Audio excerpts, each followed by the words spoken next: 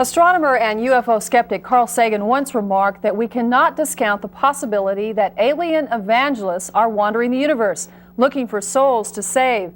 Sagan does not believe that aliens have visited Earth yet, but a lot of other people do. A confirmed contact with them would certainly change the way we all look at the world, and it might even affect our religious beliefs.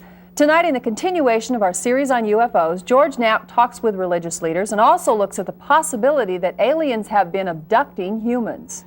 Tongues were certainly flapping when these strange Christmas lights first appeared as decorations at a Las Vegas home. The odd combination of a star and swastika raised the specter of Christmas Nazis or Noel skinheads. Paulette and George Ficou laugh at such interpretations. The symbol in the Christmas lights is the same one they wear around their necks.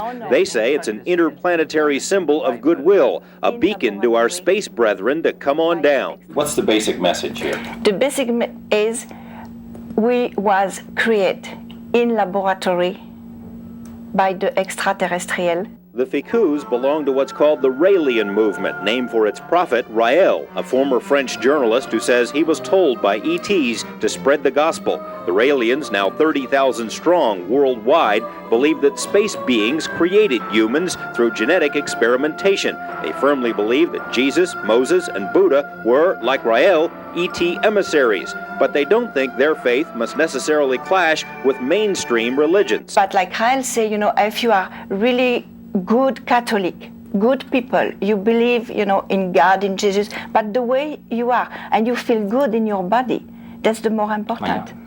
And that's it, don't change.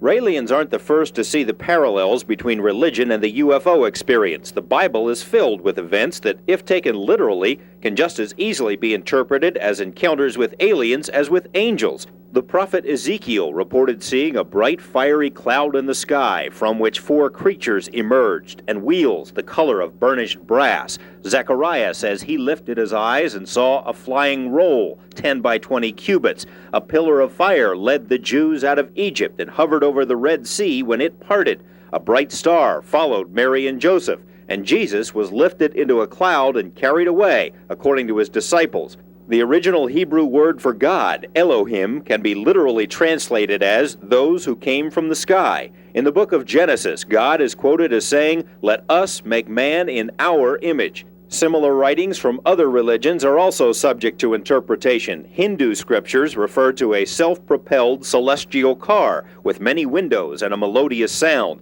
a blazing missile of smokeless fire. Brigham Young of the Mormon faith wrote that mankind is the offspring of parents brought here from another planet. Theologists and even anthropologists say they've found considerable evidence in ancient writings supporting the idea that ET and God are one and the same. That what we're really dealing with is the fact that we're genetically engineered 300,000 years ago as a species.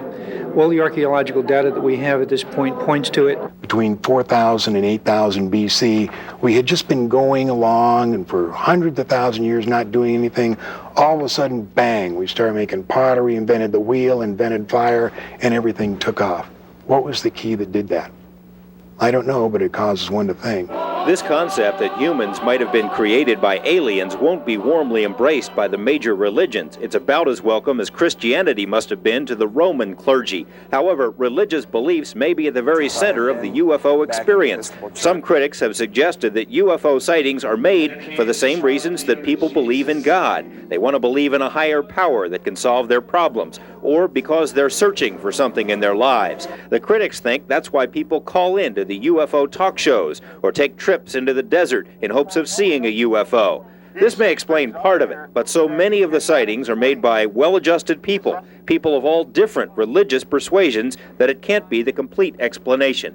Major religions aren't necessarily opposed to the belief that there's life elsewhere in the universe. One Catholic leader told us that a confirmation of alien life wouldn't change much at all in the Catholic faith. Others concur. One of the most beautiful things that was ever said about this to me was said by a priest, an old friend and I think a wonderful priest, who said that nothing like this can do anything except increase the glory of God, and I think he's quite right. Dr. Don Christensen, a Mormon stake president, says Mormons are confident there is life elsewhere. Well, basically, we believe that God, through the Savior Jesus Christ, created this earth and peopled it, that we're sons and daughters of God, and that other similar Earths have and maybe will be created. Christensen says actual contact with alien life wouldn't change Mormon beliefs at all, but he doesn't buy the concept that UFOs and angels are the same. No, I think the only thing I would point out is I think what people refer to as UFOs and what we talk about as angels or heavenly visitations are two separate things. The Jewish faith also seems to have little trouble accepting the concept of life elsewhere. However, UFO true believers think despite this liberal view, religions will have to make adjustments because aliens aren't just out there. Religion is going to have to deal with the fact that it's not just here. We're going to have to deal, as important as the Copernican revolution, the Earth isn't the center of the universe. Now, man isn't the center. You know, some people have trouble with that. The radio astronomers think they're going to discover aliens and they're going to act as the middlemen to society, giving them all the secrets of the universe. That has nothing to do with dealing today with aliens being here now. One of the few religious doctrines that has difficulty with the alien concept is the fundamentalist Christian view. Many fundamentalists say UFOs are definitely real, but are satanic in origin. Author Whitley Strieber presents what could be an even greater challenge to contemporary religious thought. Strieber is one of thousands of people who claims to have been abducted by aliens. The alleged encounters follow the same scenario over and over again. Small gray beings with big heads and dark oval eyes pick up a subject, take them off on board a craft, perform medical exams, and then drop them off. Strieber has written 2 best-selling books about his experiences at his cabin in New York. This experience, because it happens at the edge between dream and reality and seems so caught up in mythological symbolism and things like that, it seems to me has got something to do with the soul, and that it may be that that is the primary issue here. I don't know. We don't know much about the soul in our life, in our world, but maybe the visitors are not so blind to the soul as we are. Maybe they do understand it more. Housewife Elka Emmons is one of those who's experienced so-called missing time. She says a UFO followed her car for miles and landed in her backyard. And at that point, I panicked. And I shut off all the lights, and I went upstairs, and I hid in the corner of the bedroom. And as I told you, I sat there for what seemed to be no more than a minute or 2. And then I woke up in the morning. You woke up and where were you? I was in bed in the morning. Yeah. You have the feeling that something happened? Or you don't like to think about it? I obviously lost the time because I don't know how I got in bed in the morning. Emmons fears undergoing hypnotic regression as a means of remembering what happened that night, but many other people have tried it. Their stories are remarkably similar. Psychologists say that's because the human mind will make things up to fill in the gaps. They also say UFOs are so common in the media that the alien hypothesis has been drilled into everyone's subconscious. Others think the abductions are really happening, and for disturbing reasons. We made a deal with them, and their ultimate, what they want to do is regenerate their own race. Now, apparently, they've either had some kind of nuclear accident, or they're on the backside of a evolutionary genetic curve, and they're going downhill instead of uphill.